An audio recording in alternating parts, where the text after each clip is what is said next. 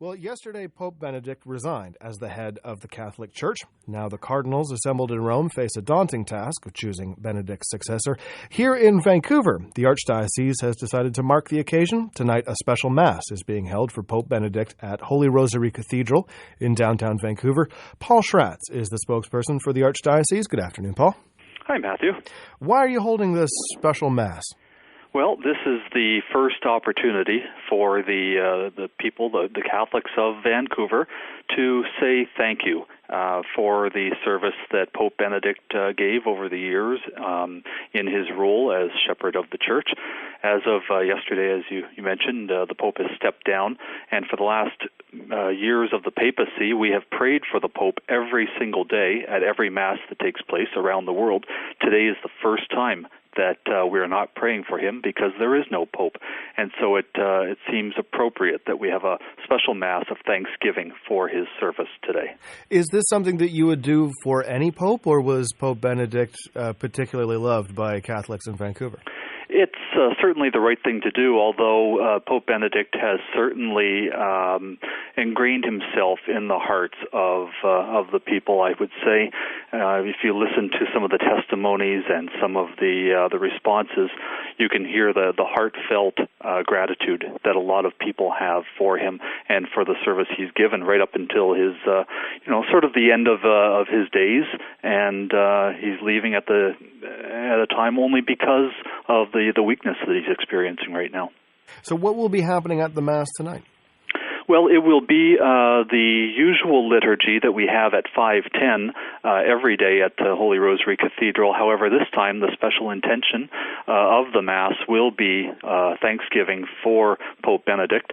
It will be celebrated, we hope, by Archbishop Miller, who is he's en route right now, and we're hoping he's going to arrive. But it looks like some storms have delayed him in Edmonton, so we may have to arrange an escort of some kind when he arrives to get him there in time. Yeah.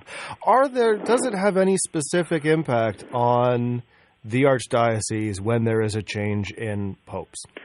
It's a little bit like when a government changes. A few things are immediately different. However, the business of government goes on, and the business of the Church goes on. Just as things are carrying on in the Vatican and around the world, things are carrying on right here. We took down our photographs of Pope Benedict yesterday at the moment that he left, and so we're awaiting the election of a new Pope. But in terms of day-to-day business and day-to-day worship and week-to-week masses and all of this, that continues as usual. What about on the spiritual side of things? I mean, I'm not a Catholic, so I'm not aware of how kind of Catholics talk to each other about these things, but I'm sure there's a diverse range of opinions on what the Church should stand for and what it believes in and how it goes about its spiritual thinking. Do people talk about that kind of thing that they would like to see from a new Pope and directions they would like the Church to go in and hopes for a new Pope?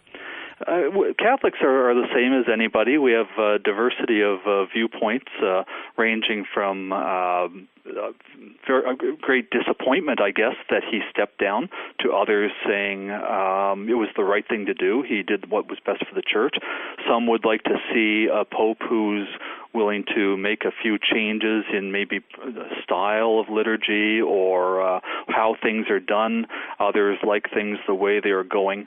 I think one thing that the Church stands for in its teaching is that the essentials of the faith, the gospel teachings and the traditions of the Church that go back 2,000 years, those aren't going to change. But in the same way that Pope Benedict brought some changes to how we do things, he put a new emphasis on traditional music and appreciation of traditional liturgy. There is some flexibility there for the new Pope as well. Various cardinal names are being put forward for the next Pope, and Quebec's Cardinal, Marc Ouellet's name has been suggested. What would that mean to Canadian Catholics? Well, probably much the same as the choice of Pope Benedict meant to Bavarian Germans, and the election of Pope John Paul II meant to Poles. Canadians would be inspired, I suppose, and it's fun to speculate who it might be. But at the end of the day, who really knows until the conclave meets, and we'll see which name comes forward. All of the cardinals have their special gifts, their special graces.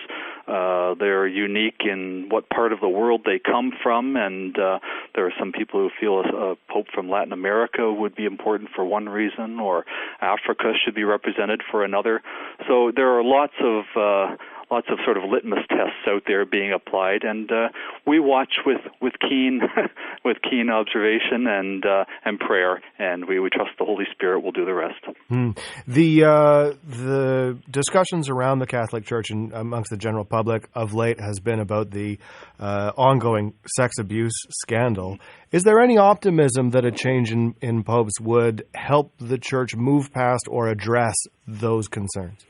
Well, certainly Vatican observers comment to the effect that there is going to have to be some work in that area, that no matter how much has been done and how many policies have been brought into place, and how many sort of how much of a house cleaning has already taken place in so many different areas, there's still more work to be done.